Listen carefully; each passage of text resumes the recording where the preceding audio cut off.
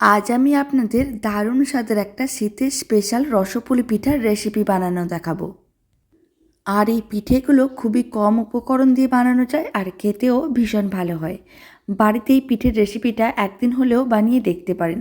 যে কোনো পিঠের থেকে বানানো একেবারেই সহজ, আর স্বাদও হয় ঠিক তেমনই। বাড়িতে বানিয়ে একদিন হলেও দেখতে পারেন। দারুণ স্বাদের এই রসপুলি পিঠার রেসিপিটা শেষ পর্যন্ত দেখার জন্য আপনাদের কাছে অনুরোধ রইল। আর এই পদ্ধতিতে পিঠের রেসিপিটা বাড়িতে বানালে কমেন্ট বক্সে জানাতে একেবারেই ভুলবেন না খেয়ে কেমন লাগলো।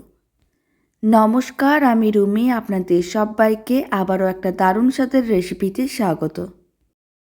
প্রথমে একটা মিডিয়াম সাইজের মিক্সিং বোল নিয়েছি। তার মধ্যে দিয়ে দিচ্ছি মেজারিং কাপের 1 কাপ নারকেল কোড়া। এখানে আমি মেজারিং কাপ মেপে দেখাচ্ছি যাতে রেসিপিটা বানাতে সুবিধা হয়।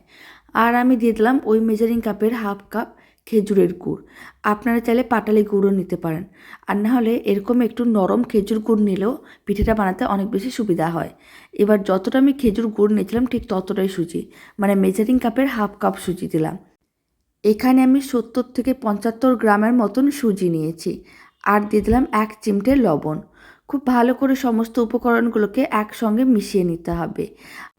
আর যদি এই সময় গুড়ের মধ্যে কোনো রকম ছোটো ছোটো টুকরো থাকে, হাত দিয়ে খুব ভালো করে ভেঙে নিতে হবে। আর সমস্ত কিছু একসঙ্গে খুব ভালো করে মিশিয়ে নিতে হবে। 1 চিমটে লবণ দিলে পিঠের স্বাদ কিন্তু অনেকটাই বেড়ে যায়। পিঠে জাতীয় কোনো রেসিপি বানালে তার মধ্যে কিন্তু 1 চিমটে লবণ দিলে খেতেও অনেক বেশি ভালো লাগে। খুব ভালো করে সমস্ত উপকরণগুলোকে এইভাবেই মিশিয়ে নিতে হবে। আর এই সময় আপনারা চাইলে অল্প একটু লিকুইড মিল্ক দিতেও পারেন বা নাও দিতে পারেন। সমস্ত কিছু খুব ভালো করে মেশানো হয়ে গেছে। এখন মিশ্রণটাকে এক সাইডে রেখে দিচ্ছি। এবার একটা ফ্রাইং প্যানকে গ্যাসের ওভেনের ওপরে বসিয়ে দিয়েছিলাম। এখন যে সমস্ত কিছু একসঙ্গে মিশিয়ে রেখেছিলাম সেই পুরো মিশ্রণটাই আমি ফ্রাইং প্যানের মধ্যে দিয়ে দিলাম। ফ্লেমটা লোতেই আছে। আর মিক্সিং বোলের মধ্যে বেশ কিছুটা পরিমাণ মিশ্রণ এখনও আছে, তাই মিক্সিং বোলের মধ্যে কিছুটা পরিমাণ দুধ দিয়ে সেই দুধটা এর মধ্যে দিয়ে দিতে হবে। তার আগে মিশ্রণটাকে ফ্রাইং প্যানে এইভাবে একটু নাড়াচাড়া করে নিয়েছিলাম। এবার আমি ওই কাপের 1/2 কাপের মতন দুধ নিয়েছিলাম, আর দুধ দিয়ে মিক্সিং বোলটাকে ধুয়ে নিয়েছিলাম, সেই দুধটা দিয়ে দিয়েছি। আর খুব ভালো করে মিশিয়ে নিতে হবে, ফ্লেমটা লোতেই রাখতে হবে। আপনারা দেখুন দুধটা কিন্তু শুকনো হয়ে এসেছে। এই সময় মিশ্রণটাকে এইভাবেই নাড়াচাড়া করে বেশ শুকনো ডোয়ে পরিণত করে নিতে হবে। ফ্লেমটা মিডিয়াম টু লোতেই আছে।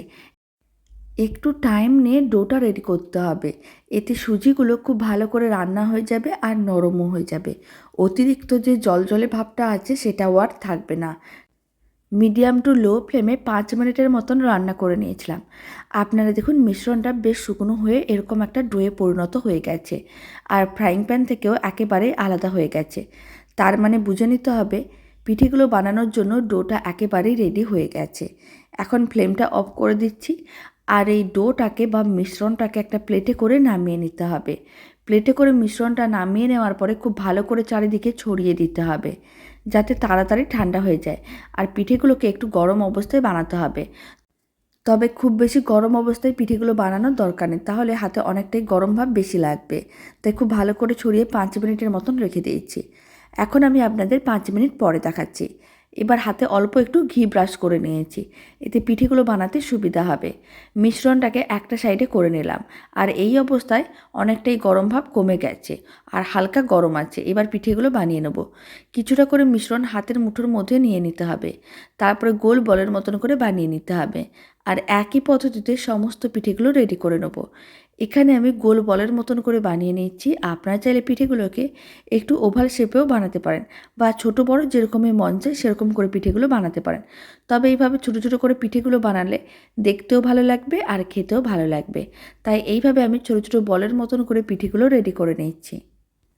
আর পিঠেগুলো রেডি করার সময় হাতে অল্প একটু তেল বা ঘি ব্রাশ করে নিতে হবে, তাহলে আর মিশ্রণটা হাতে আটকে যাবে না। নাহলে মিশ্রণটা কিন্তু হাতে আটকে যেতে পারে আর পিঠেগুলো গোল শেপটা খারাপ হয়ে যাবে। একই পদ্ধতিতে সমস্ত মিশ্রণটাকে এইভাবে ছোট সাইজের গোল বলের মতন করে বানিয়ে নিয়েছিলাম। এবার কড়াইতে আমি 1/2 লিটার দুধ নিয়েছি।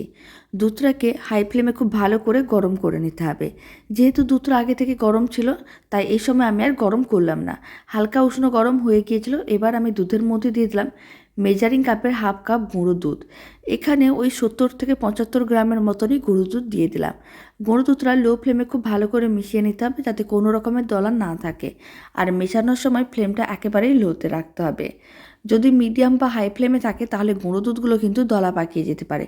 তাই লো ফ্লেমে খুব ভালো করে গুঁড়ো দুধটা মিশিয়ে নিতে হবে।